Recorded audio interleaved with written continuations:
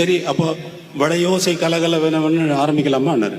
வளையோசை கலகலகலவன கவிதைகள் பிடிக்குது கொடு கொடுதென்றல் காற்று. ஃபர்ஸ்ட் பேக்ரவுண்ட்ல வந்து ஃப்ளூட் கொடுத்துருக்கேன். அந்த ஃப்ளூட் வாசிக்கிற நெப்போலியன் அவர்கள் அதை பற்றி சொல்லுவார்.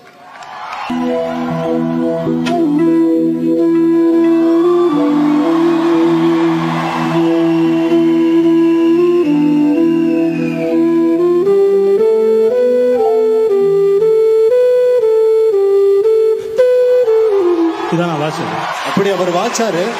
அப்படி அதை வாசிக்க கூடாதுன்னு சொல்லி அவர் சொன்ன இடங்கள் சில ஆக்சென்ட் எக்ஸ்ட்ரா கொடுக்க சொன்னாரு. அதுக்கப்புறம்